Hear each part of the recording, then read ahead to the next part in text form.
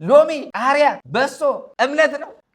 በስመ አብ ወልድ ወመንፈስ ቅዱስ። በበዓላት ቀን ድንግልናቸውን የሚያጡ ስንቶች ናቸው የሚል ራሱ የተናገረው የቤተክርስቲያን አስተማሪ የተናገረው ሰው አለ።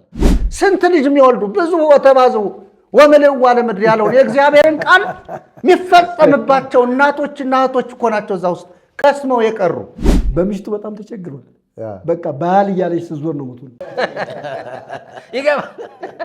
የጋብቻ ራሱ ጸር ናቸው። እህትማማቾች መካከል የተደረገ ሰጣ ገባ ውስጥ ላይ አንዷ ገዳማዊት ናት፣ አንዷ እንግዲህ እግዚአብሔር ገልጦላት ወንጌል ገባት። በሁለቱ መካከል የተፈጠረ ችግር እና ያቺ በጭቃ ለውሳ አምጥታ ለዛችኛዋ ልጅ ለመስጠት ነው ይዘው እዚህ እኮ መንገድ ላይ የሚሸጥ በፕሌን ስንት ዋጋ ተከፍሎ አውሮፓ አሜሪካ ገብቶ ይመለካል። የሚገርም ነገር ሎሚ እምነት የሚባለው ሎሚ አካባቢ ነው አሉ። ይሄ ያለ ሎሚ የሚበቅልበት አካባቢ እና እዚያ ሎሚ በጣም ነው የሚበቅለው እና ያ ሎሚ በውዱ ይሸጣል። በብራችንና በወርቃችን የገዛንህ የግብፁ በሬ አውግዣለሁ ዛሬ ናትና የለው ይላል። ከዚያ ገበሬው ምን ያደርጋል? ምንም አማራጭ የለው። ሞፈር ቀንበሩን ዘሩን ተሸክሞ ወደ ቤቱ ሄደ። የማይሰራበት በዓል በወር 18 ቀን በዓል ነው። ስለዚህ ህዝባችን ይህን ያህል ቀን ቁጭ ብሎ እንዲውል ነው የሚደረገው። ስብሰባው ወበከንቱ ነው።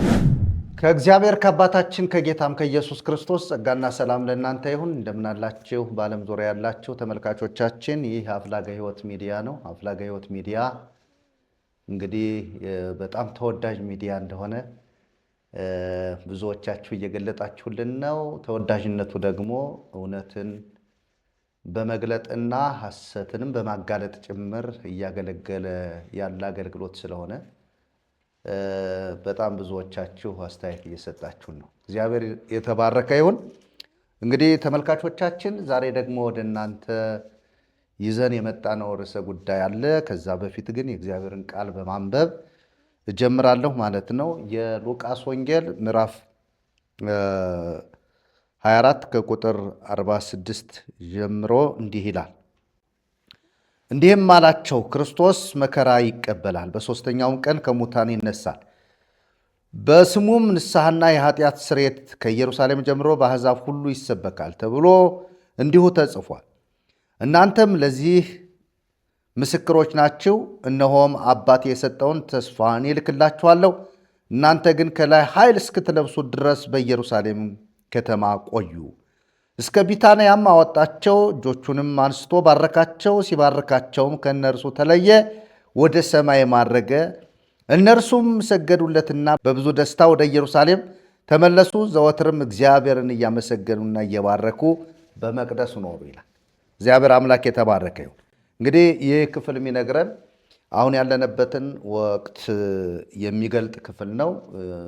እንግዲህ በኢትዮጵያ ኦርቶዶክስ ተዋሕዶ ቤተክርስቲያን ሰሞኑን ያው የዕርገት ሰሞን ዕርገት ጌታችን መድኃኒታችን ኢየሱስ ክርስቶስ ያረገበትን መታሰቢያ የምታከብርበት ነው። ይህንን አስመልክቶ እንግዲህ በዚህ ወቅት ቤተክርስቲያኗ በቤተክርስቲያን መሪዎች ወይም ደግሞ ቤተክርስቲያን በምትመራበት በሲኖዶስ የሚደረገውን ዓመታዊውን ስብሰባ ያካሄዱበት ነው አባቶች። ስለዚህ ጌታችን መድኃኒታችን ኢየሱስ ክርስቶስ እውነት ነው አርጓል፣ በአብ ቀኝ ተቀምጧል፣ ተመልሶ ደግሞ ዳግመኛ ይመጣል። ነገር ግን ዛሬ ይህንን ቃል ካነበብኩና በዚህ ቃል መሰረት በሰሙነ ዕርገት ወይም በዕርገት መታሰቢያ በዓል ወቅት ርክበ ካህናት የሚባል የሲኖዶስ ስብሰባ ይካሄዳል። እሱም ደግሞ ተካሂዷል። እሱን አስመልክቶ ዛሬ እንወያያለን።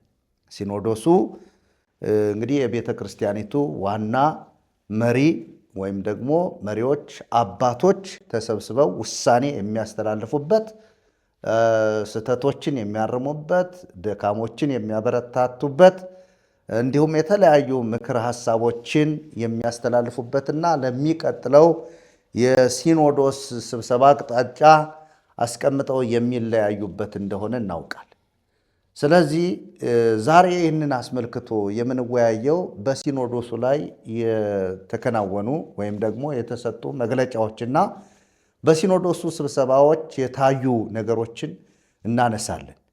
ያልተነሱ ነገሮችንም ለምን እንዳልተነሱ ጥያቄ እናቀርባለን ማለት ነው። ለምን እንዳልተነሱ፣ ለምን እንዳላነሷቸው እንደገና ደግሞ በማህበራዊ ሚዲያ በአንዳንድ ማህበራዊ ሚዲያዎች የሚተላለፉ አንዳንድ መልእክቶችን ሲኖዶሱ ለምን ትኩረት አልሰጠባቸውም? ትኩረት ሰጥቶ ለነዛ ነገሮች ለምንድን ነው መፍትሄ ያልሰጠ የሚለውንም ሐሳብ አብረን ዛሬ እንወያያለን። ውድ ተመልካቾቻችን እናንተ ደግሞ ይህን ውይይት እየተከታተላችሁ ሰብስክራይብ፣ ላይክ፣ ሸር በማድረግ ቪዲዮ ለብዙዎች እንዲደርስ በተለይም ለኢትዮጵያ ኦርቶዶክስ ተዋሕዶ ቤተክርስቲያን አባቶች እንዲደርስና እነሱም ይህንን መልእክት ተቀብለው ያላነሷቸውን ነገሮች ለሚቀጥለው የሲኖዶስ ስብሰባ አንስተው እንዲወያዩባቸውና መፍትሄ እንዲያፈላልጉላቸው መፍትሄምና አቅጣጫ እንዲያስቀምጡላቸው እንድታደርጉ አገልግሎቱ የጋራችን ስለሆነ በጌታ ፍቅር አሳስባችኋለሁ። እግዚአብሔር አምላክ የተባረከ ይሁን። አሁን መሄደው ቀጥታ ወደ መነሻ ሐሳባችን ነው። መነሻ ሐሳባችን ብዙ የምናነሳው ሐሳብ አለ። ነገር ግን ዛሬ የምናወራው እንደ መነሻ ሐሳብ የምንወስደው የሲኖዶሱን ውሎ ወይም ደግሞ የሲኖዶሱን ውሳኔ በተመለከተ ነው የምናወራው እና አንዳንድ ነገሮች የተነሱ ነገሮች ስላሉ እንደ መነሻ ሐሳብ መርጌታ ኃይለ ልዑል ያው ስማችሁን ማስተዋወቅ አለብኝ መሰል መርጌታ መላክ፣ ቀሲስ መርሃ ጽድቅ፣ እኔም መርጌታ ቀጸላ ነኝ። ዛሬ ትንሽ ሁለታችን ጥምጣም አላደረግንም። ምናልባት ጥምጣማችን ሲነሳ ሌላ እንዳንመስላቸው ብዬ ነው። እኛው ነን፣ ራሳችን ነን። እግዚአብሔር አምላክ የተባረከ ይሁን። መርጌታ ኃይለ ልዑል እንግዲህ እንዴት አዩት የሲኖዶሱን ስብሰባ የ2018 ዓመተ ምህረት የርክበ ካህናትን የሲኖዶስ ስብሰባ ውሎ እንዴት አገኙት የሚለውን ለሱ ልስጠዎት። እሺ፣ አመሰግናለሁ። እግዚአብሔር አምላካችን የተባረከ ይሁን። ይህንንም ጊዜ እግዚአብሔር ስለሰጠን ያው ክብር ለእግዚአብሔር ይሁን። እንግዲህ ያው እንደሚታወቀው ያው የሲኖዶስ ስብሰባ ቅድም መርጌታ አንተም እንደጠቀስከው በዓመት 2 ጊዜ ይካሄዳል። ይህ በፋሲካ የሚደረገው ደግሞ ፋሲካ በኋላ በ5ኛው ቀን የሚደረግ ነው እና ያው ሲኖዶስ ራሱ ትርጉሙ ምንድን ነው? ስብሰባ ማለት ነው። ስብሰባ ወይም ምክክር ወይም ጉባኤ እንደማለት ነው እና ጳጳሳት በተለይ ከኢትዮጵያ ኦርቶዶክስ ኮንቴክስት አንጻር የጳጳሳት ስብሰባ የጳጳሳት ጉባኤ ሲኖዶስ ተብሎ ይጠራል እና ያው ሲኖዶስ ሲባል ይሄ ማለት ነው። ግን ያው ሲኖዶሱ ሲጀመር በፓትርያርኩ መግለጫ ነው የተጀመረው። ፓትርያርኩ ሲኖዶሱ ሲጀመር ሀሳቦችን አንስተዋል። በተለይ የዚህ ሲኖዶስ ዋና ሲሰበሰብ ኢቭን እንዲወያይባቸው እንደገናም ደግሞ በሲኖዶሱ ውሳኔ እንደተሰጠበት የሀገረ ስብከቱ መመሪያ ሆኖ እንዲቀጥል የተወሰነ ውሳኔ የፓትርያርኩ ንግግር ነው እና ፓትርያርኩ ባነሷቸው ንግግሮች ላይ 1-3 ሀሳቦችን አንስተዋል። የመጀመሪያ ያነሱት ያው ሲኖዶሱ የቤተ ክርስቲያን ወኪል ሆኖ እርቅን ለዓለም ለመስበክ የተቀመጠ እንደሆነ ተናግረዋል። ይህንን ለማብራራት 2ኛ ቆሮንቶስ ላይ ያለውን ጥቅስ ነው ሲያብራሩ የነበረው። 2ኛ ቆሮንቶስ 5 ከ18 ጀምሮ ያለውን ክፍል ነው ሲያብራሩ የነበሩ እና ያ ክፍል ምንድን ነው የሚለው? በተለይ ከቁጥር 18 ጀምሮ ነገር ግን የሆነ ሁሉ በክርስቶስ ከራሱ ጋር ካስታረቀን የማስታረቅን አገልግሎት ከሰጠን ከእግዚአብሔር ነው።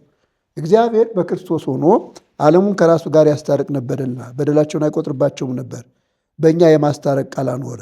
እንግዲህ እግዚአብሔር በእኛ እንደሚማለድ ስለ ክርስቶስ መልእክተኞች ነን፣ ከእግዚአብሔር ጋር ታረቁ ብለን ስለ ክርስቶስ እንለምናለን ይላል እና ይህንን ነው ያብራሩት። እና እሳቸው እዚህ ጋር ምንድን ነው ያነሱት? እግዚአብሔር ዓለምን በልጁ ካስታረቀ በኋላ ይህንን የማስታረቅ ቃል ለቤተክርስቲያን ሰጠ እና ለቤተክርስቲያን ከሰጠ በኋላ የቤተክርስቲያን ወኪል ሆኖ ሲኖዶሱ ሲቀመጥ ይህንን የማስታረቅ ተግባር ለመፈጸም ነው፣ ይህንን የማስታረቅ ተግባር ለሕዝብ ለማድረስ ነው ብለው እዚህ ጋር ሰፋ ያለ ማብራሪያ ሰጥተዋል።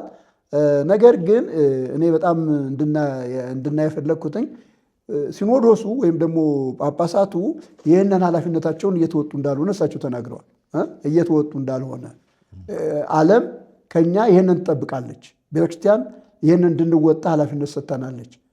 የክርስቶስን የማስታረቅ ቃል እንድናወራ እንድንናገር ለሕዝባችን እንዲያውም እኛ ይህንን ብንሰብክና ይህንን ብንናገር ነው አሁን ዓለም በዚህ ሁኔታ ባልነበረች ነበረ።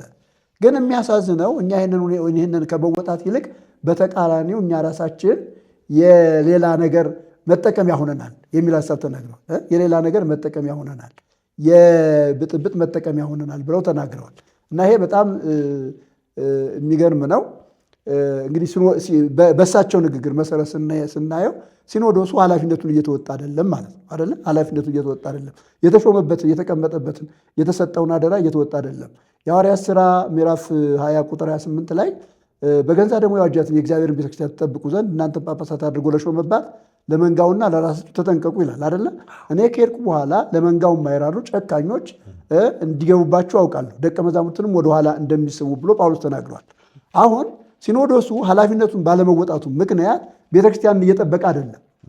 ቤተክርስቲያንን እየጠበቀ አይደለም። እሳቸው ባያነሱትም እዚህ ሀሳብ ላይ ሲኖዶሱ ኃላፊነቱ ስላልተወጣ ሚመኑ በተለያየ ነገር እየተበላ ነው ያለው። አሁን የኢትዮጵያ ሕዝብ ሚመኑ በብዙ ችግር ውስጥ ነው ያለው። ብዙ ነገሮች እየተደረጉበት ነው ያሉት። አንደኛ በተለያየ ቦታ እየተገደለ ነው ያለው። ይህ አንድ ነገር ነው። በሁለተኛ ደረጃ ደግሞ በብዙ የስተት ትምህርት ውስጥ ነው ያለው። በሶስተኛ ደረጃ ራሱ ባለቤት የሌለው ነው። ለምሳሌ ማንም ይጫወትበት። እንደምታዩት የኢትዮጵያ ኦርቶዶክስ ምዕመናን በተለያየ ቦታ ሲንከራተት ነው የምታዩት። በየጸበሉ፣ በየገዳሙ፣ በየምናምንቴው በቃ እንደዚህ ነው ያለው።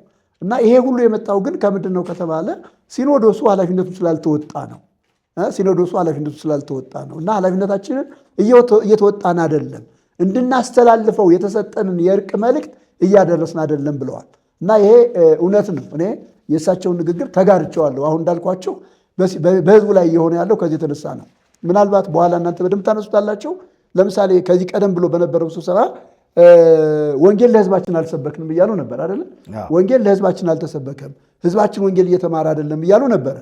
ይኸው ሲኖዶሱ እኮ ዋና ዓላማው ይሄ ነበር አይደለ? ይሄን ነበር ማድረግ የነበረበት፣ ወንጌል መስበክ፣ ለህዝቡ ማስተማር፣ ህዝቡ ደግሞ እግዚአብሔር እንዲያውቅ ማድረግ፣ ህዝቡ ከተለያየ ተጽዕኖ ነፃ ወጥቶ አምላኩን እያመለከ ከአምላኩ ጋር ህብረት አድርጎ እንዲኖር ነበር ማድረግ የነበረበት። ይህንን አላደረገም ነው። ሌላ ሁለተኛው ሀሳብ እኛ ራሳችን የሌላ መጠቀሚያ ሆነናል የሚል ነገር ተነስቷል። እና እዚህም ጋር አሁን ቤተክርስቲያኒቱ ያለችበትን እንትን ስንመለከት አንዳንድ ጳጳሳት ከተልኳቸው ውጭ በተለያየ ነገር ገብተው የተለያየ ነገር ሲናገሩ ሰማላቸው አይደለ? ለምሳሌ ህዝብ በመንግስት ላይ እንዲነሳ ጥሪ ያቀረቡ ጳጳሳት ነበሩ።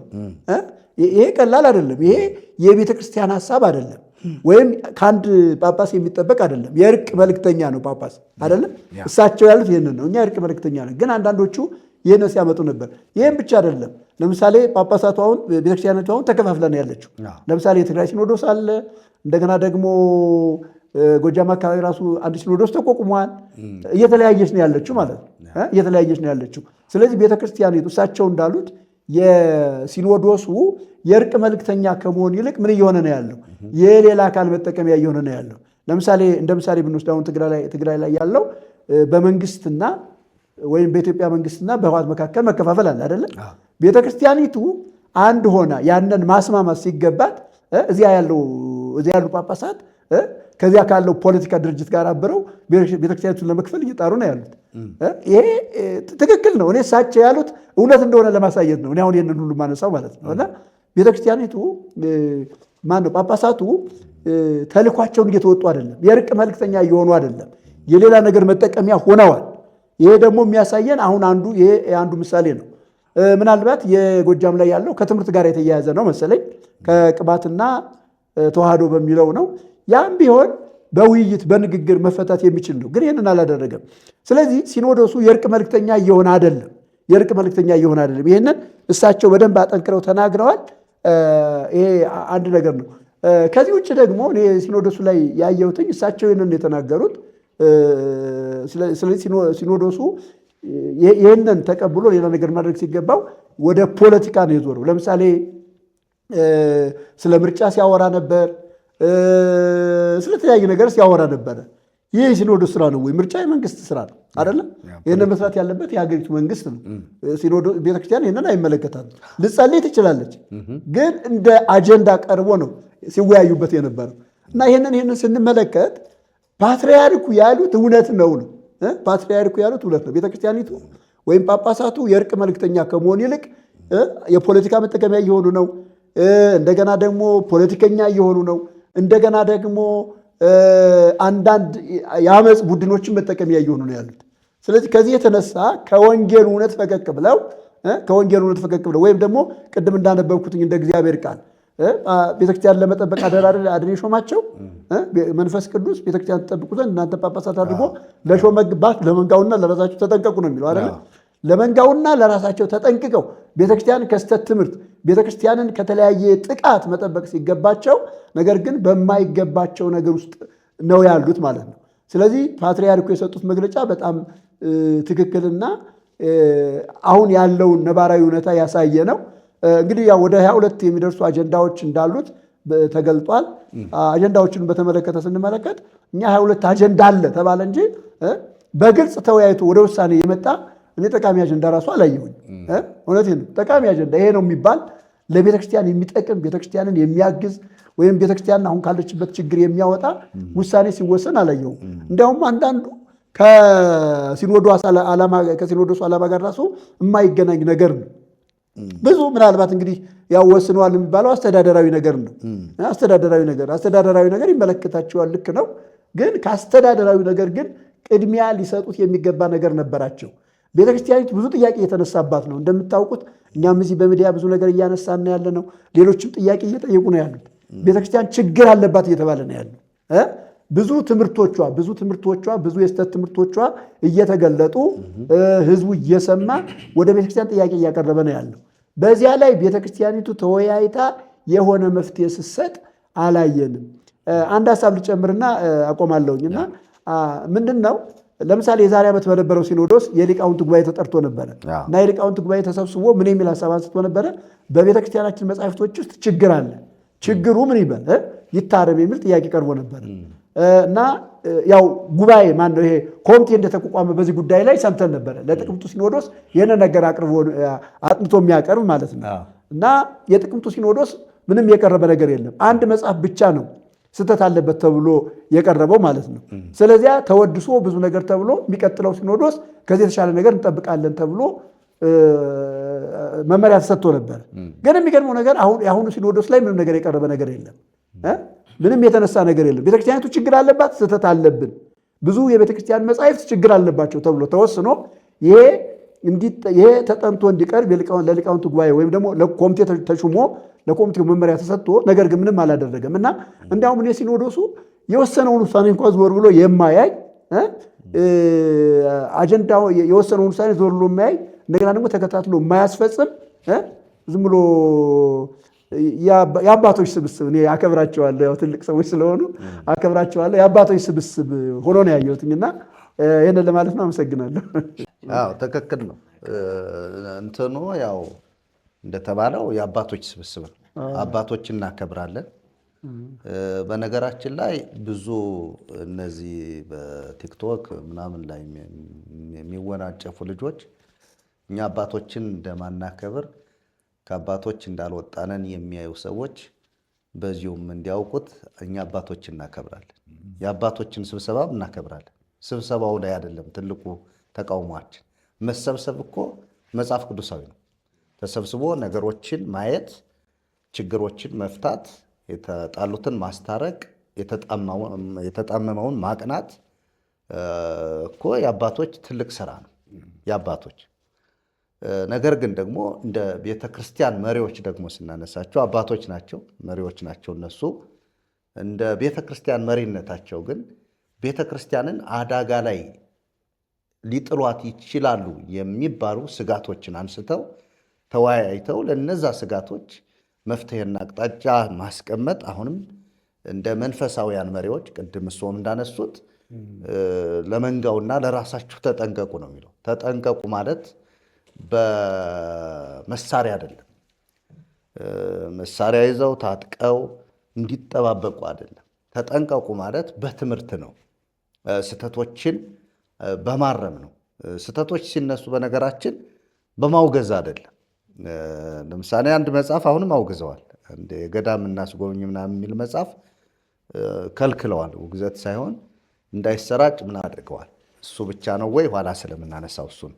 ስለዚህ በሶ እንዳነሱት በፓትርያርኩ የተነሱ ሐሳቦች ጥሩ ናቸው።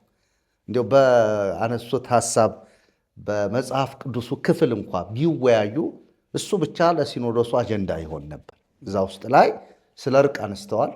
የመጀመሪያው ሰው ሊያስታርቀው ወይም ሰው ሊፈታው የማይችለውን መፍትሄ እግዚአብሔር በክርስቶስ በኩል እንዳደረገና ያን መፍትሄ እንዳመጣ፣ ያ መፍትሄ ግን እንደተበላሸ ወደ ሰዎች በትክክል እየደረሰ እንዳልሆነ በዚህ ቢወያዩበትና ፍቅርን ራሱ ከዛ ቢያዩት ጥላቻ የሚባል ነገር በቤተ ክርስቲያኒቱም ይሁን በሀገሪቱ ላይ ሊኖር አይችልም ነበር። ስለዚህ እንደተባለው የተነሳው ጥቅስ ትክክለኛ ጥቅስ ቤተ ክርስቲያን ብዙ ጊዜ አንኳር የሆኑ የመጽሐፍ ቅዱስ ጥቅሶችን ትጠቅስና ነገር ግን ትርጓሜ ላይ ይበላሽና ነገሮች አሁንም መፍትሄ ሳያገኙ እየቀጠሉ ይኖራሉ ማለት ነው። ሌላው ካነሱት እሳቸው መጠቀሚያ ሆነን የሚለው በጣም የሚገርም እሳቸው የሚያነሱት ጥያቄ ነው። ብዙ ጊዜ እከታተላቸዋለሁ። ብፁዕ ቅዱስ አቡነ ማትያስ በጣም የሚያነሷቸው ነገሮች አሉ። ግን እሳቸው ባነሷቸው ነገሮች ላይ መወያየት ሳይሆን ሌላ ነገር ነው የሚነሳው። አስተዳደራዊ ነገር ነው የሚነሳ፣ ሙስና ነው የሚነሳ፣ የገንዘብ እንደዚህ ሆነን ነው። ለምሳሌ ውጭ ሀገር ያሉ ምዕመናን፣ በተለያዩ ክፍለ ዓለማት ያሉ ምዕመናን እና ካህናት እንዳልተስማሙ አንስተዋል።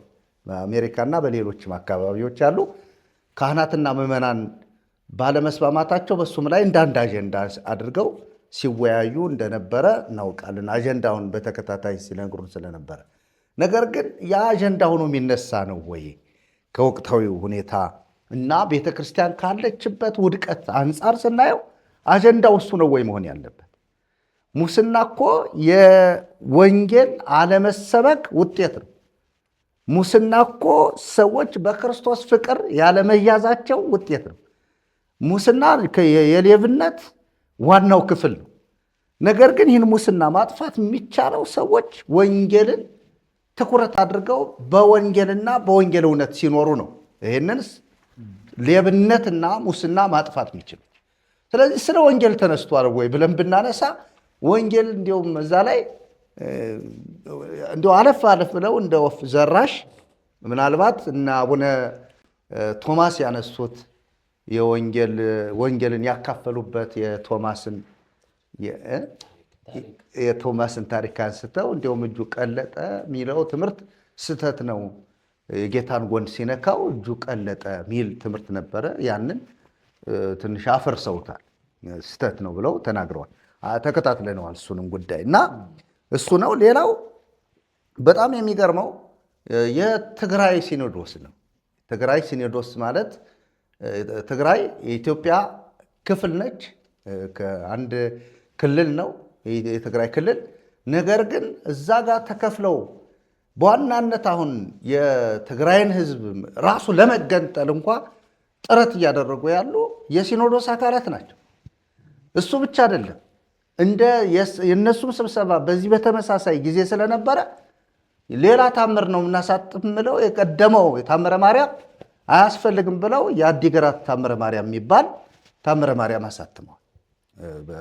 ይሄኛው እንግዲህ እሱን መጽሐፉን ስናገኘው ምን ተነትነው ነው የሚሆነው ወይም ምን ተቸው ነው የሚሆነው። በደንብ ነው ምን ተቸው መጽሐፉን ስናገኘው ያነሱም ያሳትሙትን። ይሄንን ያመጣው ምንድን ነው ስንል ሲኖዶሱ የሚያደርጋቸው እና የሚይዛቸው አጀንዳዎች እርቅን፣ ሰላምን የሚፈጥሩና አንድነትን የሚያመጡ ሳይሆን እንደገና የሚከፋፍሉ ናቸው። ለምን?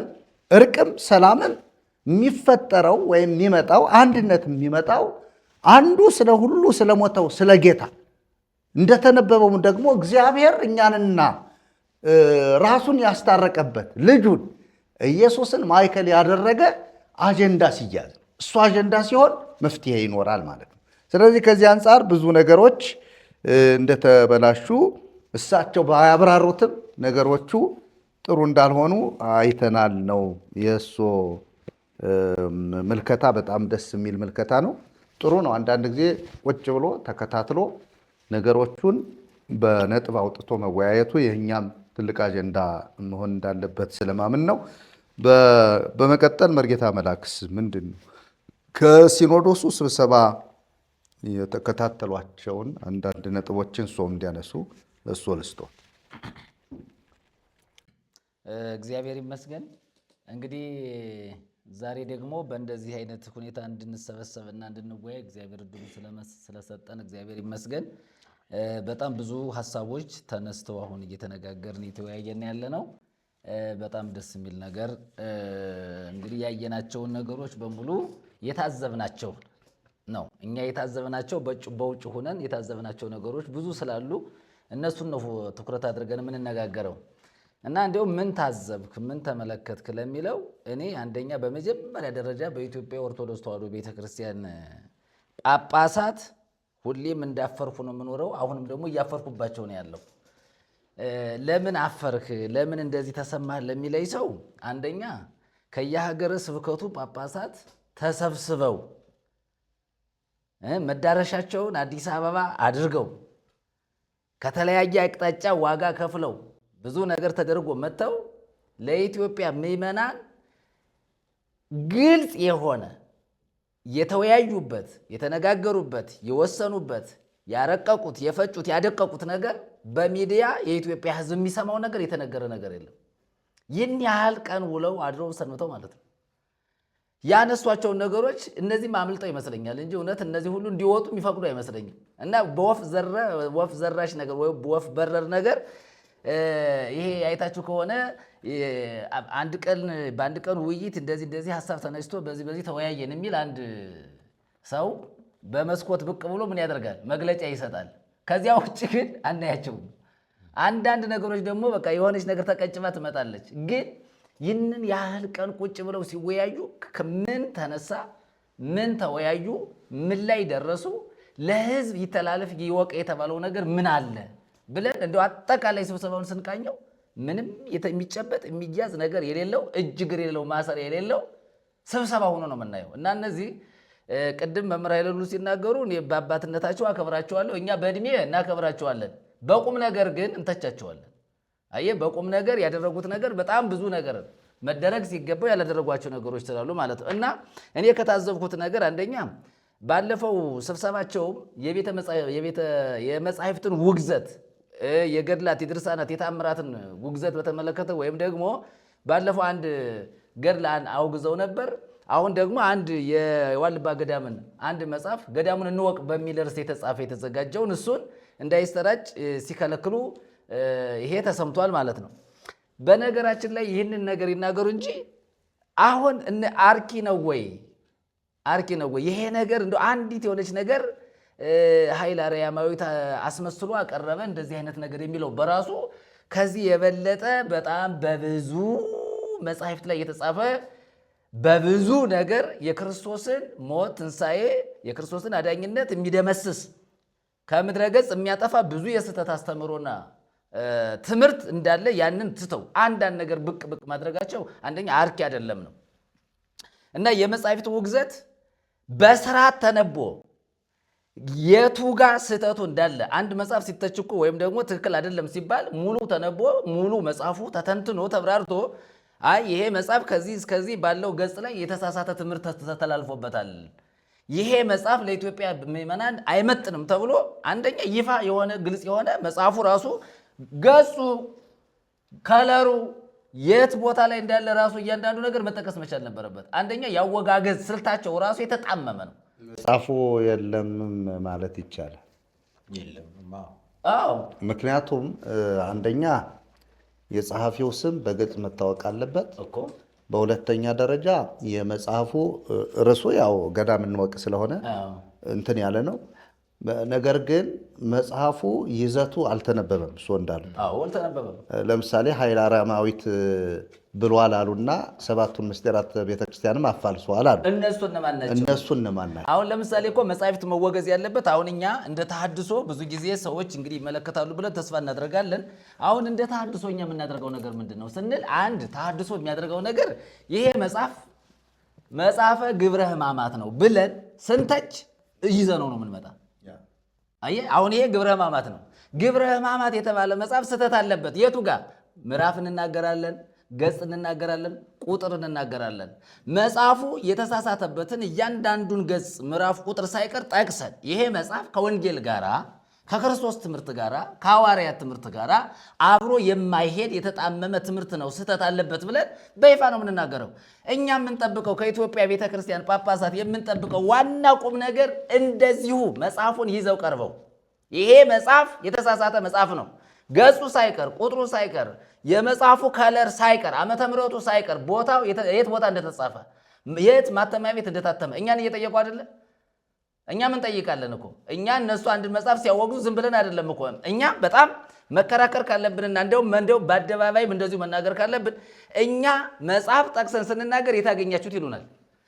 መልስ እንሰጣለን። ምዕራፍ፣ ቁጥር፣ ገጽ፣ ዓመተ ምሕረት፣ የት ቦታ፣ ጸሐፊው፣ ደራሲው፣ የት ቤተክርስቲያን፣ የት ገዳም የሚለውን እኮ በቅደም ተከተል እያንዳንዱን ነገር አምጥተን ነው እናስረዳቸው። እኛም የምንፈልገው የኢትዮጵያ ቤተክርስቲያን ጳጳሳት ሲኖዶስ ጉባኤ ሊቃውንቱ የሆነ መጽሐፍ አወገዘ ሲባል መጽሐፉን ሙሉ በሙሉ ማምጣት መቻል አለባቸው። አየህ፣ የድብብቆሽ ይሄ አጀንዳ አያዋጣም። አሁን እኔ የማየው ነገር ከዚህ ከቤተክርስቲያኑ ጳጳሳት የምመለከተው ነገር አጀንዳቸው ድብቅ ነው። አጀንዳቸው የተገለጠ አይደለም፣ ይፋ የወጣ አይደለም፣ ግልጽ አይደለም። መመሪያው እያንዳንዱ ነገር አንድ የሆነ ሰው የሆነች ነገር የዕለቱን ውሏል ያችን ቅንጭብ አድርጎ ያስተላልፋል። ሲኖዶሱ ይህንን ብሏል ይህንን ይመስላል ብሎ ይናገራል እንጂ ሙሉ ሐሳቡ ወደ ምዕመናን አይመጣም። አሁንም የኢትዮጵያ ቤተክርስቲያን ሊቃውንት ሆነ ሲኖዶሱ ሆነ የበላይ አካላት ቤተክርስቲያኒቱን ለመታደግና ህዝበ ምዕመናኑን ለመጠበቅ ካስፈለገው የስህተትን አሰራርና ከነ ትምህርቱ ከነ መጽሐፉ ከነ ይዘቱ ከነ ቦታው ከነ ስፍራው ግልጽ አድርጎ ይሄ ችግር አለበት፣ ይሄንን በጉባኤ ተሰብስበን ተወያይተን ይሄንን ህዝብ እንዳይሰማ እንዳያደምጥ ብለን አውግዘናል ብለው በይፋ መናገር አለባቸው። ውግዘታቸው ራሱ ስህተት ነው፣ ይፋ የተደረገ ነገር አይደለም። እና አሁን የትኛው መጽሐፍ ያ መጽሐፍ ሲወገዝ ሁለት መጽሐፎች ናቸው እስካሁን የተወገዙት። እነዚህ መጽሐፎች ግን በምላት በሚመናን ዘንድ አይታወቁም።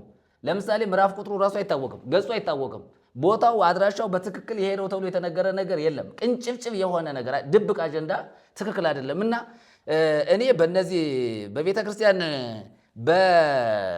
በስም ከብረው በግብር የጠፉ እንደነዚህ አይነት ሰዎች በጣም ነው የሚያሳዝኑኝ። እኔ ግብራቸው በጣም የተስተካከለ አይደለም። እና ሌላው ከመጻሕፍት ውግዘት በተመለከተ ይሄ በቂ አይደለም ነው። እኔ አሁን በዚህ በመጽሐፍ ውግዘት ላይ ጠቅለል አድርገው የኢትዮጵያ ቤተክርስቲያን ጳጳሳት በየስብሰባው በየጉባኤው ወይም ደግሞ በዓመት 2 ጊዜ በሚደረገው ጉባኤ ስብሰባ የሚያካሂዱት ነገር በአጠቃላይ ለኢትዮጵያ ሕዝብ የጠቀመው ነገር የለም።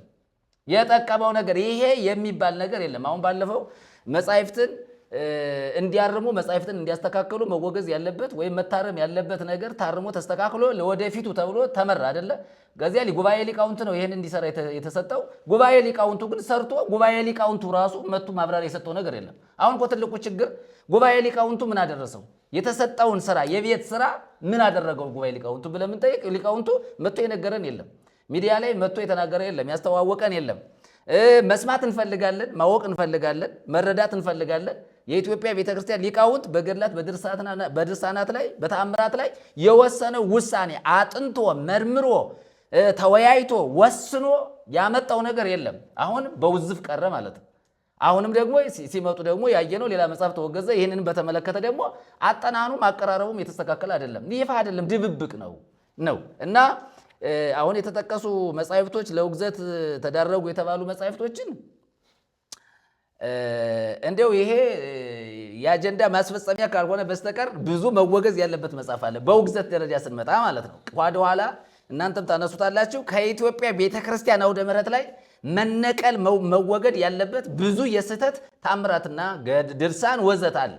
ይሄንን በይፋ በምላት በስፋት አይቶ መርምሮ ለሕዝብ ድነት ሲባል ለወንጌል ሲባል ለክርስቶስ ሲባል ብዙ ስራ መሰራት ነበረበት፣ አልሰሩትም። እና እኔ አፍርባቸዋለሁ። ሁሉ ጊዜ ንግግራቸው ወደ መድረክ ወጥተው ሲናገሩ ስሰማቸው በጣም በእድሜ ታላላቆች ናቸው። ብዙ ዘመናትን ያስቆጠሩ ናቸው። ለምዕመናን ግድ የማይላቸው፣ ለሀገር ግድ የማይላቸው፣ ለታሪክ እንኳን ግድ የማይላቸው ሆኖ አያቸዋለሁ። ታሪክ ሲበላሽ ዝም የሚሉ፣ ሀገር ሲጠፋ ዝም የሚሉ፣ ትውልድ ወደ ጥፋት ሲሄድ ዝም የሚሉ፣ ከክርስቶስ ይልቅ ሌሎችን ጉዳዮች አጀንዳዎች ማቅረባቸው ያሳዝናል። እኔ ያሳዝናል ብዬ ስናገር እንዴት ነው ያሳዝኑል ብሎ ለሚጠይቀኝ ሰው አሁንም አጀንዳ መሆን የነበረበት ወንጌል ነበር፣ ክርስቶስ ነበር። የመንግስተ ሰማያት ጉዳይ፣ የመዳን ጉዳይ፣ የህዝብ መዳን፣ የህዝብ ጥያቄ መመለስ ነበረበት። ህዝቡ ጥያቄው የእግዚአብሔር መንግስት ላይ ነው። ይሄንን አልፈው ዘለው ሌላ ስብሰባ ውስጥ መግባታቸው በጭራሽ የማያስሄደው እና የመጻሕፍት ውግዘት ብዙ መጻሕፍት መወገዝ አለባቸው። አንደኛ ጉባኤ ሊቃውንቱ ወይም ደግሞ ጉባኤ ሊቃውንቱ የተሰጠውን ኃላፊነት ተወጥቶ ወደ ምዕመናን ወደ ሚዲያ አምጥቶ የተናገረው ነገር የለም። በውስጥ ለውስጥም የተስተካከለ ነገር የለም። አሁንም ሁሉም እየተነበበ ነው፣ ሁሉም እየተሰማ ነው። ለውጥ የለም። አሁን የምንሰማው ነገር በቤተ ክርስቲያን ደረጃ ምን ለውጥ አመጣ ሊቃውንቱ? ይሄ መታየት አለበት። ሲኖዶስ ውስጥ ምን ለውጥ አመጣ ስንል እንዲያውም ያመጣው ነገር የለም። እንዲያውም ጭቅጭቅ፣ ክፍፍል ነው ያመጣው ማለት ነው። ስለዚህ የመጻሕፍትን ውግዘት በተመለከተ አሁንም በተጨማሪ እንላለን፣ መጻሕፍት በትክክል ታርመው አይደለም ተጠንተው ስርዓት ባለው መንገድ ለህዝብ ይፋ መደረግ አለባቸው። ከነስህተታቸው ህዝቡ መቀበል የለበትም እና ለህዝብ ይፋ የሆነ መግለጫም የላቸውም። ስለዚህ ስብሰባው ወበከንቱ ነው ብዬ የምለው ይሄ ፍሬ አልባ ስብሰባ ነው። ሌላው ልቀጥል። ከተነሱት ነገሮች የበዓላትን ጉዳይ በተመለከተ አሁን አንስተዋል። የበዓላት ጉዳይ በዓላትን አይደለም የተቃወሙት፣ የበዓላትን አፈጻጸሙን በበዓላት ቀን የሚዘፈነውን ዘፈን ነው ያነሱት። በዓል በራሱ ተፈቅዷል ወይ? ወደ መጽሐፍ ቅዱስ ስንመጣ የአዲስ ኪዳን ትምህርት በዓላትን አክብሩ የሚል አለ ወይ? አሁን ጳጳሳቱ ተመልከት፣ መታረም አለባቸው እኮ ራሳቸው። እንዲያውም እነሱ መጀመሪያ መታረም አለባቸው። መጽሐፍ መርምረው አውቀው ተንትነው አብራርተው ይሄ ስህተት አለበት ከማለታቸው በፊት በመጀመሪያ ደረጃ በዓላትን ለማክበር የሚያስችል የመጽሐፍ ቅዱስ ትእዛዝ አለ ወይ በአዲስ ኪዳን?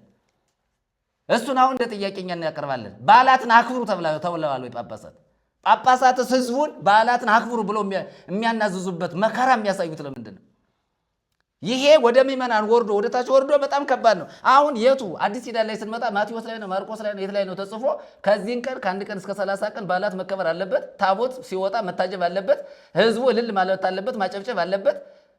ይሄ በየጎዳናው ጨፌ እየነሰነሰ ህዝቡ በዓል ያክብር የሚል መጽሐፍ ቅዱሳዊ ትምህርት የት አለ? መጀመሪያ ሲጀመር ማለት ነው። እነሱ የተቃወሙት የትኛው ነው ስንል የሚያስወቅሳቸው ስለሆነ አሁን በየሚዲያው ጉዳቸው ስለወጣ ሀፍረት ስለተሰማቸው በሀፍረት ስለተከናነቡ ምን አደረጉ? አይ ታቦት ወጥቶ ፊት ለፊት ታቦቱ ፊት መዝፈን አያስፈልግም ይለዋል፣ ጭፈራ አያስፈልግም ይለዋል፣ መስቀር አያስፈልግም ይለዋል። የሚሰክረው ማን ነው? እነዚህ ነገሮች የበዓላት ጉዳይ በጣም አሁን ይህንን አንስተው አንዱ አጀንዳ ይሄ ነው። 22 አጀንዳ ነው። ከ22ቱ አጀንዳ አንዱ በዓላት ነው። በዓላት ይከበር የሚል የመጽሐፍ ቅዱስ ጥቅስ አምጥተው ያስረዱ። አንድ ሁለተኛ ህዝቡን በዓላት አክብሩ ብለው እያወገዙ እንዳይሰራ እንዳይበላ። እንዲያውም እኔ የሚገርም ነገር የኢትዮጵያ ቤተክርስቲያን ጳጳሳት ለኢትዮጵያ ህዝብ አደገኛ ቀንበር ነው የሆኑበት። ደፍሬ የምናገረው በዓልን ካላከበርክ መንግስተ ሰማያት አትገባም የሚል ውግዘት በህዝብ ላይ እየተላለፈ ህዝቡ እጅና እግሩን አጣጥፎ የሚገርም ነገር ያለችውን ዱቄት እያስፈጫ እየበላ እየጠጣ ይውላል። ኩርትም ብሎ ማለት ነው። ምን ያድርግ? ያለችውን አቤቱ ያለችው ነገር ቦንጨት እያደረገ ማለት ነው። አየ ድግስ እየደገሰ እንዲበላ ስራ እንዳይሰራ ህዝቡን ያሰነፉ ያደነዘዙ ህዝቡ ወደ ወንጌል እንዳይመጣ ጭልም አለ ነገር ውስጥ የከተቱት እነማን ናቸው ከተባለ ጳጳሳት እራሳቸው። በየሀገረ ስብከቱ ስንሄድ ለምሳሌ ወደፊት እንመጣበታለን። ይሄ በክረምት ሐዋርያት የሞቱበት አጠቃላይ ማለት ነው። ስለዚህ በዓላቱን ለምሳሌ እንድርያስን ካላከበርክ፣ አየህ በርቶሎሜዎስን ካላከበርክ ይልሃል መንግስተ ሰማያት አትገባም። ቀንበር በሬ ገበሬ የሚገርም ነገር ሞፈር ቀንበር ተሸክሞ እርሻው ላይ ሄዶ በሬ ጠምዶ ሲያርስ አውግዤሃለሁ ይላል መስቀል ይዞ። ናትናኤል የሚባል ሐዋርያ ነው ይላል። ናትናኤል የሚባል ሐዋርያ ነው። ዛሬ አውግዤሃለሁ። አያውቁትም ሐዋርያው። በነገራችን ላይ ሐዋርያው ማን እንደሆነ አይታወቅም። ሐዋርያ ነው። ማን ነው ሐዋርያው? አላውቅም። እኔ ይሄንን ዝም እያለ የምናገረው በጆሮ የሰማሁት አያውቁትም።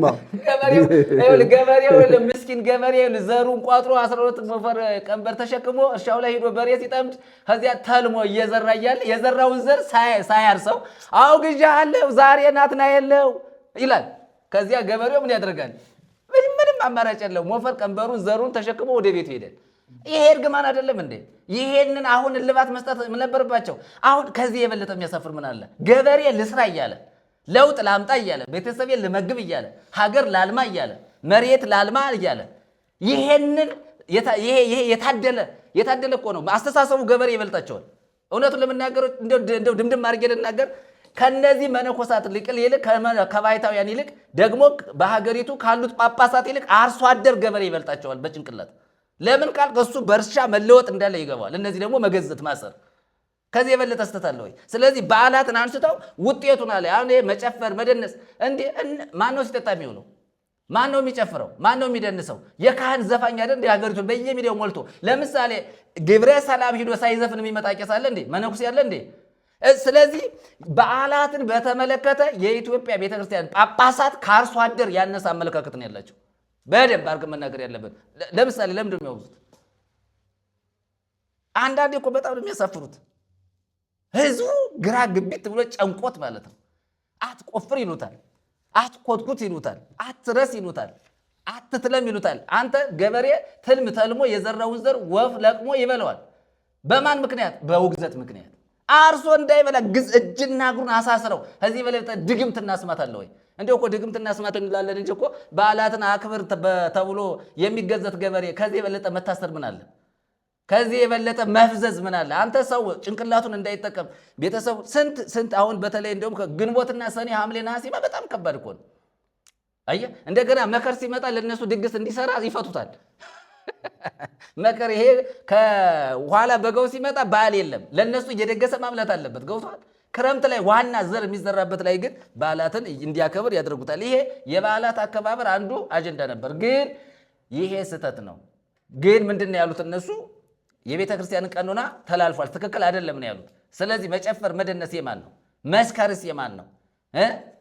ኃጢአት መስራትስ የማን ነው? እንዲሁም አንድ ስማቸውን አልጠቅስም እንጂ የተናገሩት ነገር በበዓላት ቀን ድንግልናቸውን ያጡ ስንቶች ናቸው የሚል ራሱ የተናገሩ የቤተ ክርስቲያን አስተማሪ የተናገሩ ሰው አለ። ስሙን መጥቀስ ደግሞ በበዓላት ቀን ድንግልናቸውን ያጡ የተደፈሩ ስንቶች ናቸው እያለ ማለት ነው። አየህ ይሄንን ነገር ለምንድን ነው እና በዓላትን ሳይሆን የበዓላቱን ውጤት በበዓላት ቀን የሚከናወነውን ድርጊት ማውገዝ አይደለም። በዓላቱ በራሱ ስራ ፈት አድርጓል የኢትዮጵያን ሕዝብ። የኢትዮጵያ ሕዝብ በብዙ ነገር የተጎዳ ነው። በኢኮኖሚ የተጎዳ በጣም ብዙ መለወጥ፣ ብዙ ማረስ፣ ብዙ ማግኘት፣ ብዙ ማምረት የሚችል ማህበረሰብ በእነዚህ ካህናትና ጳጳሳት ባይታውያን ትምህርት ታስሮ ተገንዞ በህይወቱ የሞተ የተቀበረ ማለት ነው እና ይሄ የበዓላት ጉዳይ አንደኛ መጽሐፍ ቅዱሳዊ ያልሆነ አመለካከት ነው ያላቸው። ራሳቸው ቢሆን እንዴት ነው ማድረግ ያለብን የሚለውን በደንብ አድርገው ማጥናት አለባቸው። በዓላትን በተመለከተ ለኢትዮጵያ ሕዝብ አንድ ማለት አለባቸው። እኔ ጉባኤ ሊቃውንቱም ሲኖዶሱም ጳጳሳቱም ለኢትዮጵያ ሕዝብ በዓላትን በተመለከተ አንድ መልስ መስጠት አለባቸው።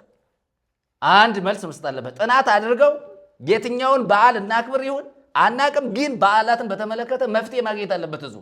የተሃድሶ ጥያቄ የእኛ ጥያቄያችን አንዱ ሕዝብ አርሶ ይብላ ነው በቃ። ወንጌል በስራ ዙሪያ ላይ ምኮስና በልማትም እኮ ስንመጣ የተሃድሶ አጀንዳ አንዱ ህዝቡ መስራት አለበት አይደል?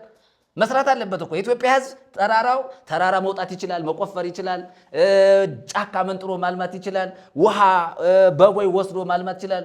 ብዙ ነገር መጠቀም የሚችል አእምሮ ጭንቅላት ያለው ህዝብ ነው ያለው የኢትዮጵያ ህዝብ። ግን በምንድን ነው የታሰረ ስትል በአባቶች በሃይማኖት አባቶች ግን ታስሮ ነው ያለው እና እንደ ተሃድሶም የኢትዮጵያን ህዝብ ፍቱት፣ ህዝቡ ይብላበት፣ አይራብ አይጠማ ብለን መልእክት እናስተላልፋለን።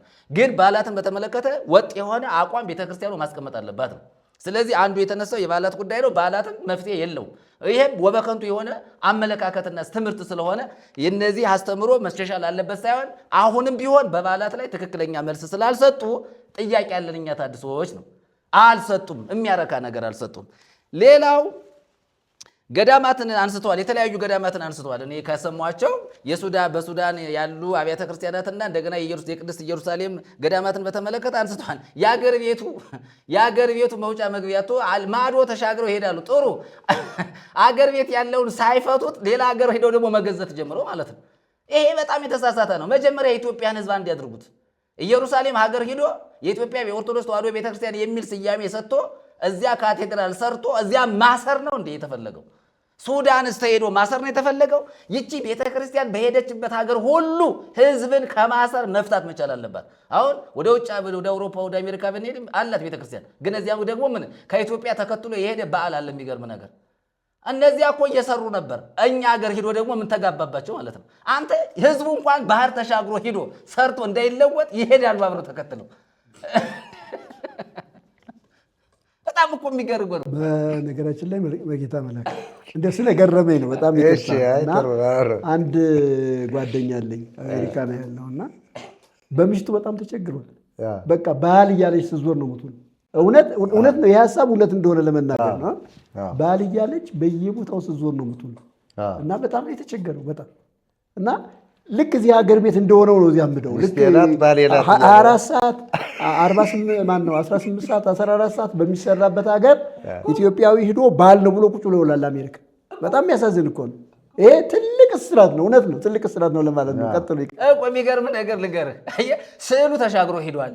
የሚገርም ነገር የጻድቃን ስዕል፣ የሰማዕታት ስዕል፣ የደናግል የመነኮሳት ስዕሉ አብሮ ተሻግሮ በፕሌን ወዳጄ፣ በፕሌን እዚህ እኮ መንገድ ላይ የሚሸጥ በፕሌን ስንት ዋጋ ተከፍሎ አውሮፓ አሜሪካ ገብቶ ይመለካል። የሚገርም ነገር ማን አስተማረች? የኢትዮጵያ ቤተክርስቲያን። ግርም እኮ ነው የሚለ ህዝቡ እዚያ ታስሯል። እዚያ ባልና ሚስት ቅድም እንዳሉት እስከ መጣላት ድረስ እስከ መፋታት ራሱ በዓላት እኮ አንዱ የጋብቻ ጸር ናቸው። ታውቃለህ? በደንብ አስምረን የምንናገረው በዓላት ራሱ ለጋብቻ ጸር ናቸው። ገብቶሃል አይደል? ይገባሃል መቼም ይገባሃል።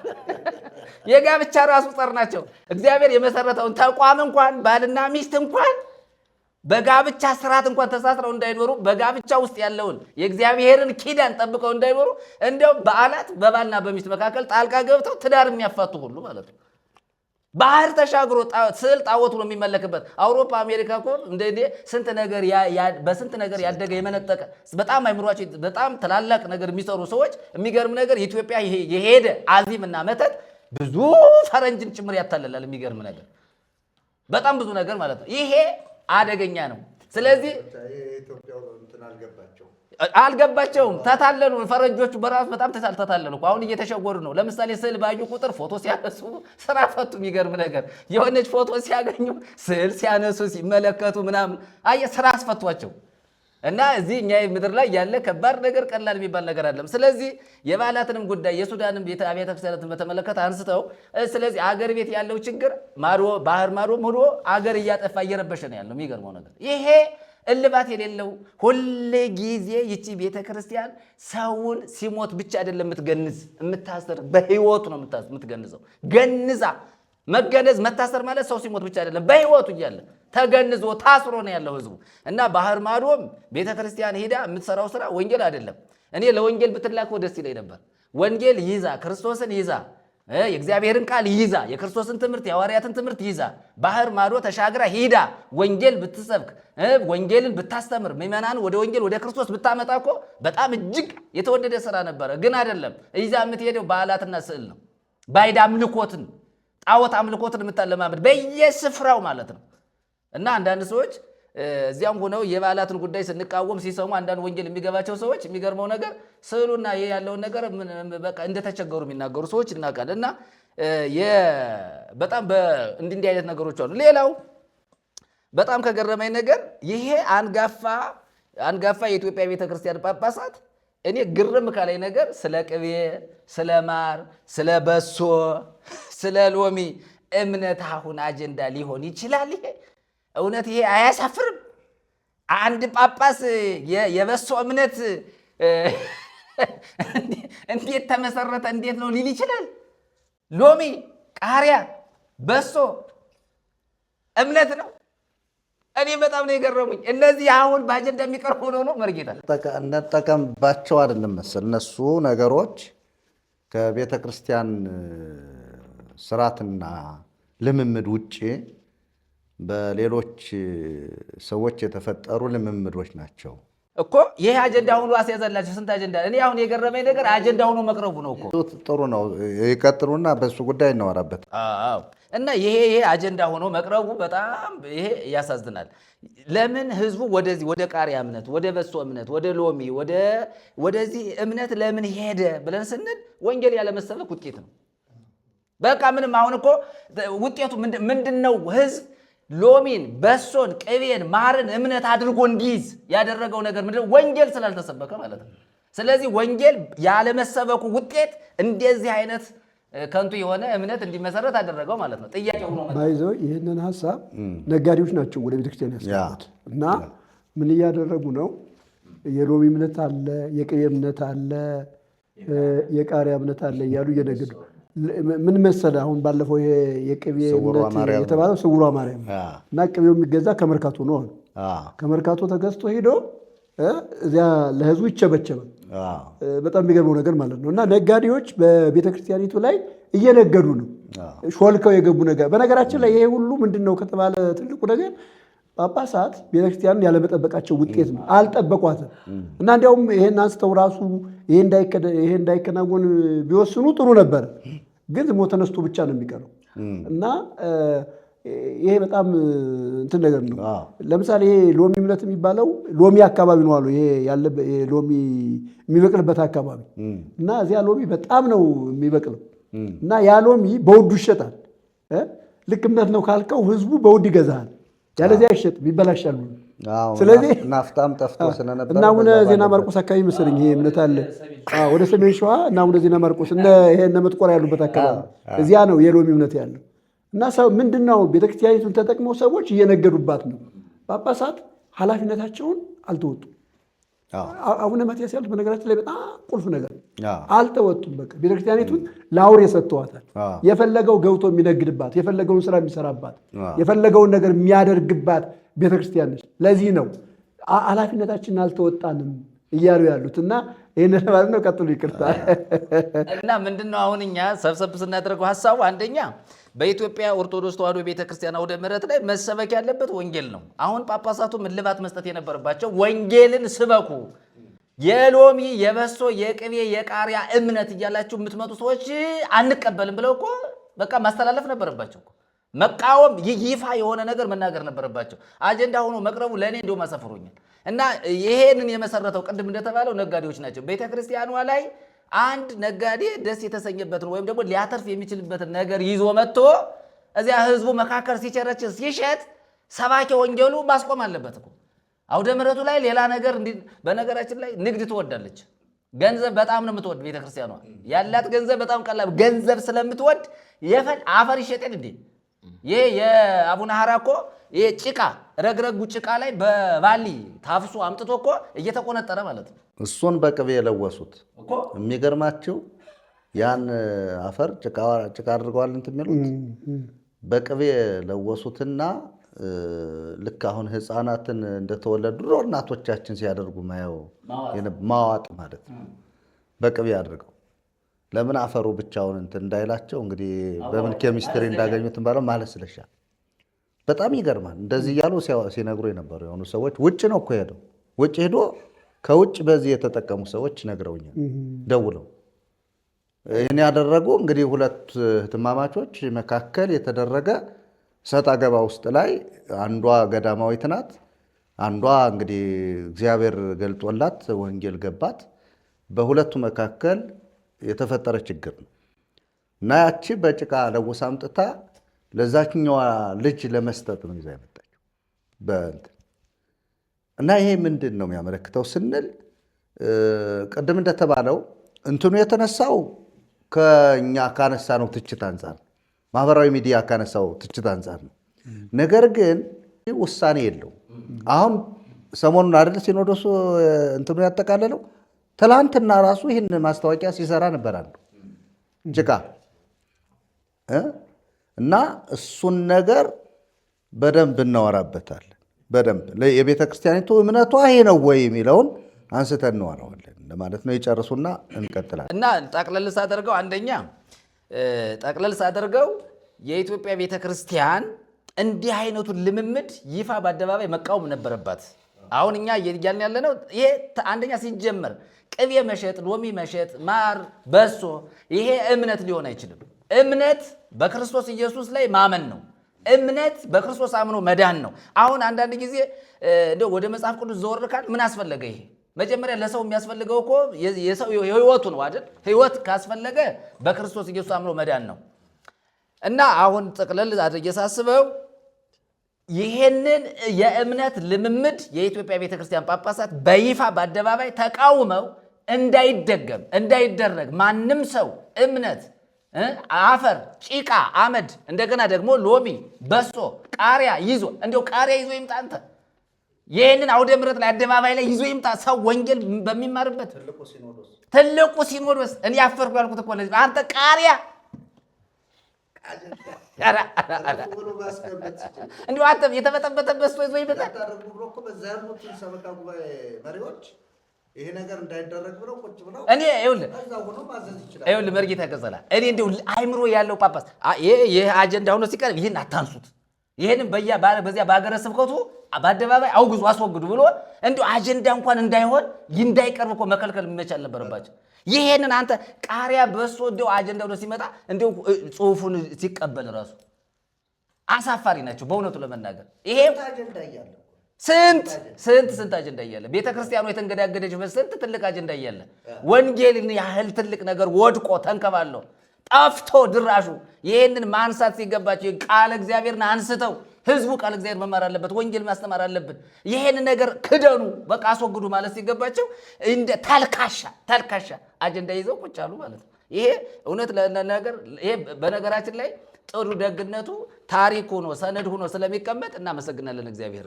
ይቺ ቤተክርስቲያን ነገ ከነገ ወዲያ ታድሳ ተለውጣ መልኳ ተቀይሮ ውበቷ በክርስቶስ ሆኖላት ይቺ ቤተክርስቲያን ከብዙ ነገር ተላቃ ክርስቶስን የምትሸት መዓዛዋ ክርስቶስ የሆነላት ቤተክርስቲያን ስለምትሆን ተስፋ ስለምናደርግ ይሄ ለእኛ ትልቅ ሰነድ ሆኖ ይቀመጣል። ይቺ ቤተክርስቲያን ያቀረበችው ስንት ነገር እያለ ይህን ማቅረቧ በዚህ ያፍረንባታል። ግን እግዚአብሔር ምሕረት ያደርግላት። ለእነዚህ ጳጳሳት ደግሞ እንጸለያለን፣ አይኖቻቸው ይከፈቱላቸው በእውነት ለመናገር ማለት ነው። ይቆየን፣ ኋላ እቀጥላለሁ። በጣም ጥሩ ሀሳቦችን ነው እኛ እያነሳን ያለን። የእነሱ ትክክል አይደለም። በጥቅልሉ መነሳት የሌለበት ነገር ነው እየተነሳ ነበር። ዓመት ጠብቆ የሚሰበሰብ ማለት ዓመት ስል 2 ጊዜ ነው ሲኖዶሱ የሚሰበሰበው፣ የጥቅምቱና የአሁኑ የርክበ ካህናት ነው። ነገር ግን ይህ የርክበ ካህናቱን ለመድረስ የጥቅምቱም እና የመጀመሪያው ርክበ ካህናት ተደራጅተው ጥያቄዎች ተነስተው ጥያቄዎች መልስ አግኝተው ውሳኔዎች ተላልፈው ነው የምንጠብቀው። አሁን መርጌታ መላክ ያነሷቸው ከሲኖዶሱ የተነሱ ናቸው። ገዳማትን በተመለከተ አንስተዋል። በዓላትን በተመለከተ አንስተዋል። በዓላት የገድላት ውጤቶች ናቸው፣ የመጽሐፍ ቅዱስ አይደሉም። ገድላት ናቸው በዓላትን እንዲከበሩ ያደረጉት። ስለዚህ ገድላት የሚባሉ መጽሐፍት አሁን ለምሳሌ አንድ መጽሐፍ ገዳሙን እናስጎብኝ የሚል መጽሐፍ ተወገዘ ወይም ተከለከለ እንዳይሰራጭ ከተባለ እንዲያው በእውነት እንዳይሰራጩ ቢከለከሉ እነ ታምረ ማርያምን ከኃይል አርያማዊት ይልቅ የበለጠ ክብር አልሰጧትም ወይ? የእግዚአብሔርን የክብር ቦታ አይሰጥም ወይ? ታምረ ማርያም መምህራኖቿ የአንድምታ መምህራን አንድ ቀን እንኳ ማቴዎስ ማርቆስ ማይሉ ማርያምን ብቻ መድኃኒት አድርገው የሚሰብኩ አዳኝ አድርገው የሚሰብኩ መምህራን የሉም። ይሄ ተነስቷል ወይ ነው? አንድ ሰውዬ በወረቀት ስላስቀመጠው ወረቀቱ ነው ወይ እንዳይሰራጭ የሚከለከለው? እንዴ ለምን ገድለ ክርስቶስ ሰምራ ሲሰራጭ አልከለከሉ? ለምን የነ መጥቆራ ታሪክ ሲሰራጭ አልከለከሉ?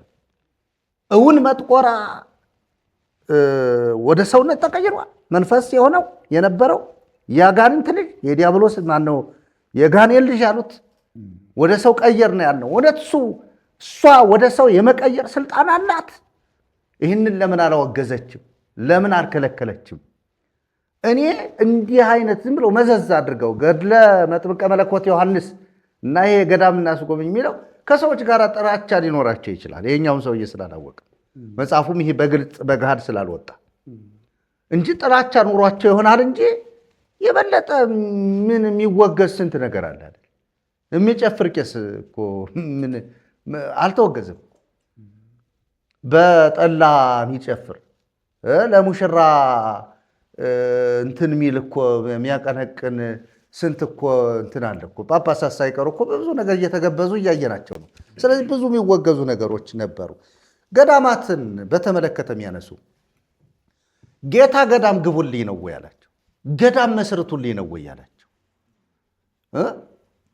በኢየሩሳሌም ቆዩ ሲላቸው ጌታ ኃይልን ስትቀበሉ ድረስ ነው፣ ከዛ በኋላ ትሄዳላችሁ ነው ያለው። ምስክር ትሆናላችሁ ነው እንጂ አረ ገዳም ላይ ቁጭ ትላላችሁ አላለም። ለምሳሌ ሰሞኑን እያየናት የነበረ አንድ የሴቶች ገዳም ዋልደባ ላይ የሚደረገውን ድራማ አይታችሁ ከሆነ ማህበራዊ ሚዲያ ላይ በ12 ዓመቷ ገዳም ገባች ተብላ ነው አንዲት ሕፃን ልጅ አንድ ቲያትር ሰራተኛ እና ቲክቶከር ሲያሳድዳት አይታችኋል። በጣም ያሳፍር ነው። እዛ ጫማህን አውልቅና ከዚህ ወንዝ ስትሻገር ኃጢአትህ እዚህ ይቀርልሃል ትለዋለች እሙሃይ። ኃጢአት የሚያስቀሩ ገዳማውያን ነው ወይ? አሁን ትምህርቱ እሱ ነው ወይ? ቤተ ክርስቲያን በትክክል የክርስቶስ ነኝ ካለች እሱ ነው ወይ ኃጢአት ማስተሰሪያው? እንትና የሚባል አርቲስት ሄዶ ጫማውን አውልቆ ውሃውን ሲሻገር ኃጢአት ይቀርልሃል የሚል አንድን ኃጢአተኛ የሚያደፋፍር ነው ወይ?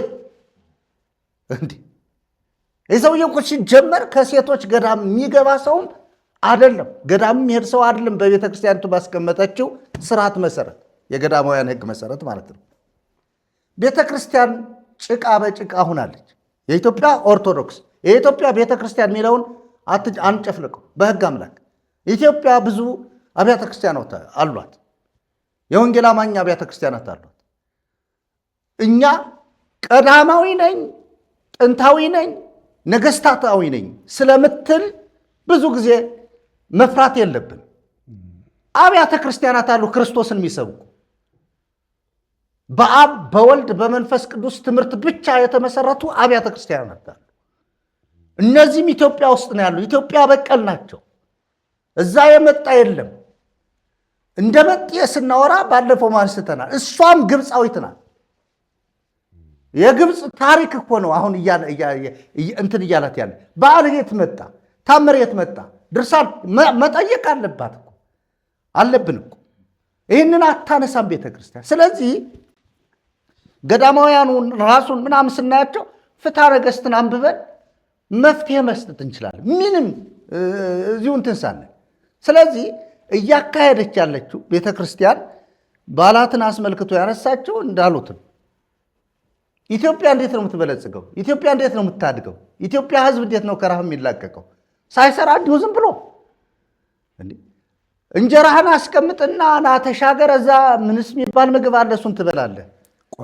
ቋሪፍ ነው እንደዚህ እየተባለ ቋሪፍ ነው የሚባል ከምን እንዲያው የተዘጋጀውን ከሙዝ የበረሃሽ ምናምን እንደዚህ እዛ የተዘጋጀ የሚገርም ቅመራ ነው። እሱም ራሱ ሙዝ በነገራችን ላይ ይቀጣ ዋልባ አካባቢ ይሄ በራው ሙዝ ነው እና ሙዙን እንዳለ ይሰበስቡና ምንድነው የሚያደርጉት? ያደርቁታል።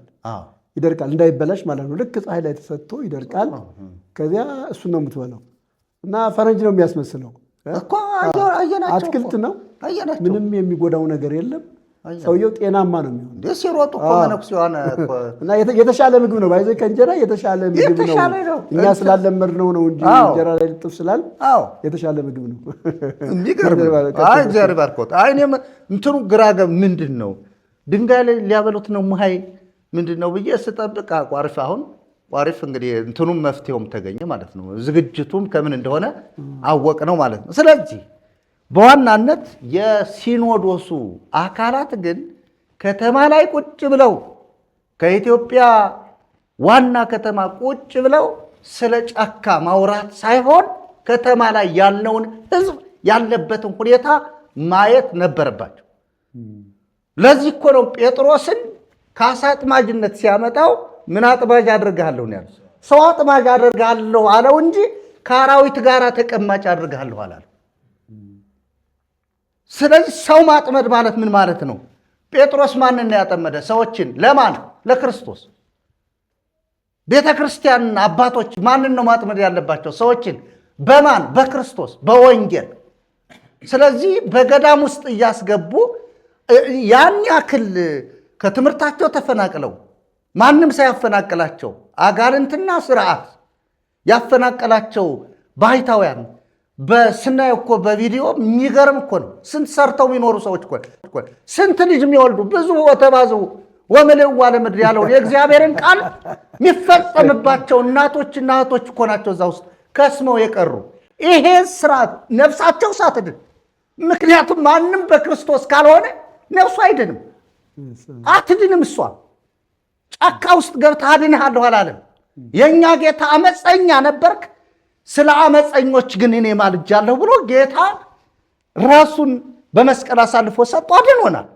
ስለዚህ በሱ አምነን ነው ምንድን ነው ከተማ ሆነን እንዲሁም በጣም የሚገርማችሁ ሳንጎሳቆል ከተጎሳቆልንም ደግሞ በእርሱ ስንሆን ጽድት ብለን ቢጫ ብቻ ሳንለብስ እንዳሉት ልብሳቸው ነው እንጂ ቢጫ መልካቸው ነጭ ነው፣ አምሯል፣ ተውቧል። ሙዝ ለብዙ ነገር ይጠቅማል ይባላል። ብዙ ሙዝ ስለማልበላ አንዱ ሙዝ ብቻ ነው እንጂ እዚያ ብዙ ነገር ነው ያለው። ለምሳሌ ማንጎ አለ፣ እሺ አለ፣ ዶቅማ አለ። ይሄ ይደርቃል። በነገራችን ላይ በደንብ ነው የሚያመርቱት። እሱ ይደርቃል። አንድ ጊዜ እንዲያውም የማስታውሰው አንድ ገዳም ሄጄ ነበረ እኔ ማይ ሐጾር አቦ ገዳም የሚባል አለ ከአዲስ አበባ ይገባ ብሎ ማለት ነው። እና እዚያ ሄጄ ነበረ እና እዚያ ስንሄድ ሰውየው እሱን ነው የሰጡን። እንዴት እንደሚጣፍጥ ነግራችሁ አልችልም። ለማንም አይሰጡም ማለት ነው፣ ግን ለእኛ ብቻ ሰጡ። እስኪ እንኩ ከዚች ቅመሱ ብለው ማለት ነው። እና በላን። ወዳችን በቃ ትንሽ ነው የበላ ነው። እኔና ያው አንድ ወንድም ልሄድ ነው ትንሽ ነው የበላ ነው። የሚገርም ነገር ሰውነታችን በቃ እንዴት ምግብ እንብላ ግጥም አደረገ በቃ። እና በጣም እንትን ነው የተለየ ነው ራሱ እንትኑ ማለት ነው በጣም። ስለዚህ አንዱ እሱ ነው የተነሳው የሚለውን ለማንሳት ነው። እሱን መርጌታ መላክ ያዩትን እያወራን ስለሆነ ነው። ስለዚህ በበዓላት ጉዳይ አሁንም አነጻጽረው የትግራይ ሲኖዶስ ከዚህ ቀደም በዓላትን ማክበር ምናምን የሚለውን ትንሽ አሻሽለዋል። ትንሽ ብቻ ሳይሆን መሻሻል አለበት ብለው አቡነ ሰላማ ተብለው የተሰየሙት ጳጳስ ተናግረዋል። በትግረኛ ስለሆነ ያው የማስተርጉሜ ነው የሰማሁት።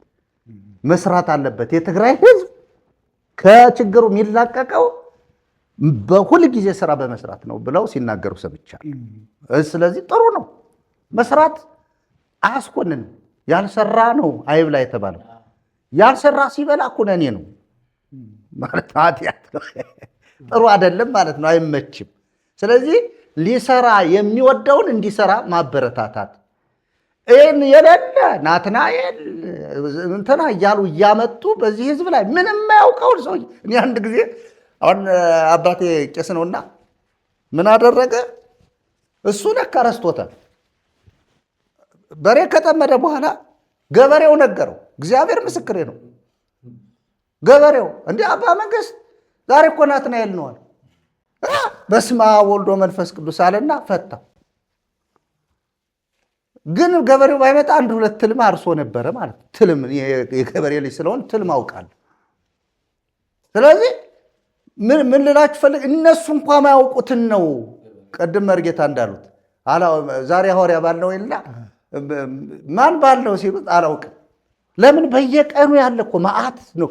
መዓት ስለሆነ መዓት መዝገብ ስላለ ማለት ነው። ስለዚህ ሲኖዶሱ እንዲህ አይነት ዕቃቃ ጨዋታ ውስጥ ከሚገባ ይልቅ በዋናነት ለቤተ ክርስቲያኗ የሚጠቅም ትውልድን የሚያንጽ ይኸው ትውልድ እንደፈለገ እየሆነ ነው፣ እንደፈለገ እየተነዳ ነው። ይህን ትውልድ የሚታደግ በትክክል የሐዋርያትን ትምህርት የምታስተምር ቤተ ክርስቲያን ሐዋርያዊት ተብላ ልትጠራ ትችል ነበረ። ሀሳብ ሳይዘጋ መርጌታ አንድ ሀሳብ ብጨምር ጥሩ ነው። እንግዲህ በኢትዮጵያ ውስጥ 365 ቀናት አሉ እና 365 ቀን በሙሉ በዓል ነው። ከነዚህ መካከል ደግሞ በተጠናው መሰረት ወደ 250 ቀን ያህል በዓል ነው ኢትዮጵያ ውስጥ የሚከበረው ማለት ነው። በወር 18 ቀን በዓል ነው። የማይሰራበት በዓል በደንብ የተጠና የማይሰራበት በዓል በወር 18 ቀን በዓል ነው። ስለዚህ ህዝባችን ይህን ያህል ቀን ቁጭ ብሎ እንዲውል ነው የሚደረገው። በዚሁ አጋጣሚ ቤተክርስቲያን የበዓላትንም ጉዳይ ሲኖዶሱ በዚህ ላይ ተወያይቶ ውሳኔ ቢወስን ጥሩ ነው። እኔ እንዲያውም በዓል ስታከብሩ አትዝፈኑ፣ በዓል ስታከብሩ አትጨፍሩ ከሚል ይልቅ በዓል ትክክል አይደለም፣ ህዝባችንን ጎድቷል፣ ኢኮኖሚያችንን ጎድቷል። እንደገና ደግሞ የእግዚአብሔርም ቃል አላዘዘንም ይህንን በዓል አክብሩ የሚል በእግዚአብሔር ቃል ውስጥ የተጻፈ በአዲስ ኪዳን የለም። አዲስ ኪዳን ባህላችን ኢየሱስ ነው ወይም ሰንበታችን ኢየሱስ ነው። እሱን እንድናከብር ነው የእግዚአብሔር ቃል የሚያዘን እንጂ ሌላ ይህን ቀን አክብሩ የሚል የለም። ስለዚህ ሲኖዶሱ ይህንን ሀሳብ ካነሳው ዘንድ ማድረግ የነበረበት ነገር ምንድን ነው ከተባለ በቃ በዓላትን በሙሉ አንስቶ ሰው ኢየሱስ ክርስቶስን እንዲያከብር ማድረግ ነው። ያለዚያም ደግሞ እንደው ለእረፍት ቀን ያስፈልጋል ከተባለ ለእረፍት ቀን የሚሆኑትን በዓላት ለይቶ ሌላውን ቀን ግን ህዝቡ እንዲሰራ ማድረግ ነበረበት እና ይህንን አላደረገም። ወደፊትም ሲኖዶሱ ይህንን ነገር ማድረግ አለበት። ይሄ እንግዲህ ብዙ እንደተባለው የመጣው ከግብፅ ነው። የግብፅ ቤተክርስቲያን ነች ይህንን አደረገች ተብሎ የሚታሰበው የኢትዮጵያ ነገስታት አስተዋጽኦ ቢኖርበት ማለት ነው እና የግብፅ ቤተክርስቲያን ደግሞ ይህንን ለምን እንዳደረገች ብዙ ጊዜ አንስተን አውርተን እናውቃለን። የኢኮኖሚ ችግር አለባት ወይም የኢኮኖሚ ጥላቻ አለባት። ኢትዮጵያ እንዳታድግ ትፈልጋለች። አሁን ይህንን እኛ በ21ኛው መቶ ክፍለ ዘመን እያየን ያለ ነው። በአባይ ግድብ ብዙ ነገር አይተናል። አሁን እንኳን ራሱ የምታደርገው ነገር እየታየ ነው ያለው። ኢትዮጵያ እንዳታድግ፣ ኢትዮጵያ እንዳትለወጥ፣ ኢትዮጵያ በቃ የተፈጥሮ ሀብቷ እንዳትጠቀም እየሰራች ነው ያለችው እና ይሄ ተረድቶ ሲኖዶሱ በጥላቻ የመጣ እንጂ እግዚአብሔራዊ ትእዛዝ እንዳልሆነ ገብቶት በቃ ጭራሽ በዓላትን ማንሳት አለበት። ይህንን እንደ አጀንዳ እንዲያዝ ሲኖዶሱ እንዲያተኮሩበት ለመናገር እሱ ላይ መጨመር ያለበት ጉዳይ ምን አለ መሰላችሁ? ግብፅ ወደ ኢትዮጵያ ጳጳሳትን ከመላኳ በፊት ኢትዮጵያ ወደ ግብፅ በመማለጃ ነው ጳጳሳት ተሹመው እንዲመጡ ያደረገች። ራሱ የኢትዮጵያ ኢኮኖሚ ሀብት ንብረት አብዛኛው የተመዘበረው ጳጳሳትን ሹመው ወደ ሀገር ቤት ለማምጣት የተከፈለ ክፍያ ነው። አሁን እኛ ከግብፅ ወደ ኢትዮጵያ ሲመጣ በዓላቱን ነው የምናይ። አየ ከግብፅ የወረስነውን ይሄ አለመስራት፣ አለመቆፈር፣ አለማጨድ፣ አለመዝራት፣ ቁጭ ብሎ መዋል፣ መወገዝን ከግብፅ ተቀበልን፣ ከግብፅ አመጡብን ብለን እናወራለን።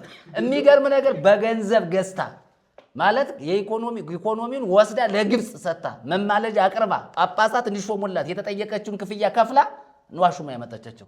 በኢኮኖሚ ደረጃ እንኳ ተበዝብዘናል። ራሱ ግብፅ ራሷ በጣም ብዙ ሀብትን የወሰደችው በዚህ ጊዜው ይላካል። በየጊዜው ብዙ ስጦታ ወርቅ፣ ብር ምናምን እንዲያውም ዲስከስ ስለሆነ ችግር የለውም። ምን ይላሉ መሰለህ የኢትዮጵያ ሊቃውንት በብራችንና በወርቃችን የገዛንህ የግብፁ በሬ ያሉትን ነው። ከዋጋ ውድነት በስተቀር በብራችን ከምንገዛቸው በሬዎች በምንም አትለይም። ስለዚህ የምትበለንና እንሂድ ይሉ ነበር አሉ። ይሄ ቡራኬ መጨረሻ ላይ ቡራኬ ያለ ስትጳጳሱ ምንም አያደርግም። መጨረሻ ላይ ቡራኬ ይሰጣል። ከአረበኛ ውጭ ሌላ የሚናገረው ነገር የለም። በአረበኛ የሆነ ነገር ብሎ ህዝቡን ያሰናብታል። እና ሊቃውንት ራሱ መሯቸው በብራችንና በወርቃችን የገዛንህ የግብፁ በሬያችን እስከ ማለት ድረስ ብዙ መጻሕፍት ጽፈውታል። ብዙ መጻሕፍት ላይ ይገኛል።